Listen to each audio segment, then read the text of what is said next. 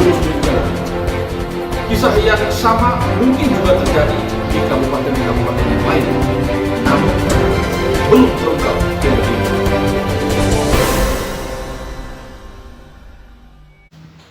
Jumpa lagi dalam perspektif Isidorus Lili Jawa. Paradoks super premium Labuan Bajo. Saya mulai dengan tesis ini.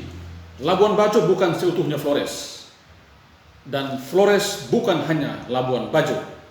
Namun jika kita melihat geliat pembangunan pariwisata di Flores saat ini, maka yang paling menonjol adalah di Labuan Bajo.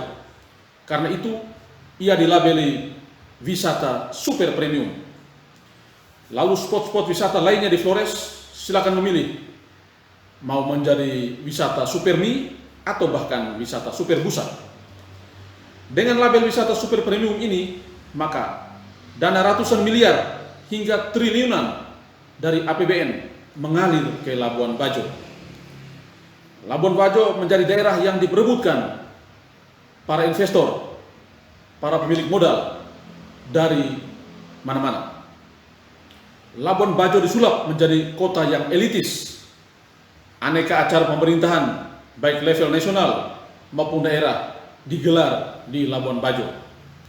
Ini memang melahirkan kebanggaan bagi kita bahwa satu peradaban baru muncul di Flores bagian barat, yakni di Labuan Bajo. Di sisi lain, dalam catatan lembaga Sun Spirit, rencana wisata super premium itu yang dalihnya untuk keberlanjutan konservasi justru mulai melahirkan soal adanya peminggiran masyarakat lokal, adanya pembatasan pergerakan wisatawan dan pelaku wisata, serta perampasan tanah dan kawasan laut secara masif. Ini menjadi catatan-catatan yang tak ketinggalan di balik geliat perkembangan Labuan Bajo saat ini. Rencana super premium itu justru lebih menonjolkan geliat ekonomi yang eksklusif dan memprioritaskan pengusaha kelas kakap.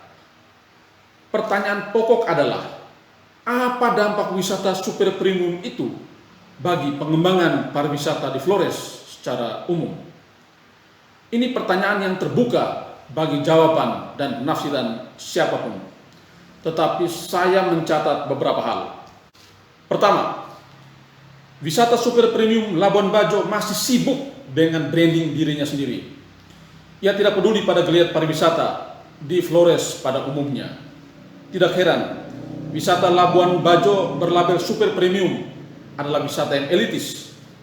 Sedangkan spot wisata lain di Flores, baik yang sudah ada maupun spot-spot pariwisata yang baru muncul, itu dibiarkan dan bahkan dikelola seperti wisata super mie, wisata jelata yang murah meriah, tanpa konsep penataan yang jelas, tanpa sentuhan pembangunan infrastruktur yang memadai. Bahkan terkesan menjadi wisata super busa. Ya, wisata yang ramai dinarasikan hingga berbusa-busa, tetapi intervensi melalui anggaran dan kebijakan nihil. Yang kedua, konsep Labuan Bajo sebagai pintu gerbang Flores. Ini berbahaya. Biasanya orang sibuk mendesain dan menata pintu gerbang supaya dilihat orang, menarik bagi kepentingan pebisnis dan investor. Tetapi mereka lupa untuk membangun sampai ke kedalaman, ke spot-spot lain yang lebih jauh di Flores Raya itu. Makanya saya katakan, Labuan Bajo bukan seutuhnya Flores. Kalau mau membangun pariwisata Flores, jangan hanya menata pintu gerbangnya saja, tata juga pintu gerbang di daerah lain di Flores. Ketiga, apa dampak wisata super premium Labuan Bajo bagi pariwisata Flores? Lihatlah di peta, jalan-jalanlah ke Flores. Aneka spot wisata menarik begitu banyak yang ada di Flores. Mulai dari Flores bagian timur, Flores bagian tengah, hingga ke Flores bagian barat. Tetapi coba lihatlah kondisinya saat ini. Potensi pariwisata menarik, tetapi sarana dan prasarananya memprihatinkan. Akses transportasi terbatas, jalanan rusak, jaringan internet tidak ada, akomodasi belum tertata baik, kebersihan tidak terjamin. Ini menjadi catatan-catatan yang krusial bagi perkembangan pariwisata di Flores yang bisa disepelekan, diabaikan dengan hadirnya wisata super premium Labuan Bajo itu. Yang keempat, Labuan Bajo itu adalah sebuah paradoks. Mengapa? Banyak kepentingan kapitalis yang terlibat di sana. Coba cek aset-aset di Labuan Bajo sana. Punya siapa? Atau punya konsorsium apa? Konsep super premium yang elitis dan kapitalis ini serentak meminggirkan rakyat dari panggung. Labuan Bajo dengan komodonya itu justru menjadi panggung bagi orang-orang dari luar, dan serentak secara terstruktur warga lokal akan perlahan-lahan terpinggirkan. Warga asli akan semakin terpinggir dan terpojok. Kebijakan-kebijakan yang pro elit dan kapital semakin terang benderang digemakan. Pertanyaannya, pembangunan pariwisata Labuan Bajo itu untuk siapa? Untuk warga Labuan Bajo, bagi rakyat Flores, atau justru untuk kepentingan bisnis dan investasi orang Jakarta atau para elit itu? 5. Merespons status saya di Facebook, ada yang minta para bupati di Flores proaktif membangun pariwisata di daerah masing-masing. Ini saran yang bagus.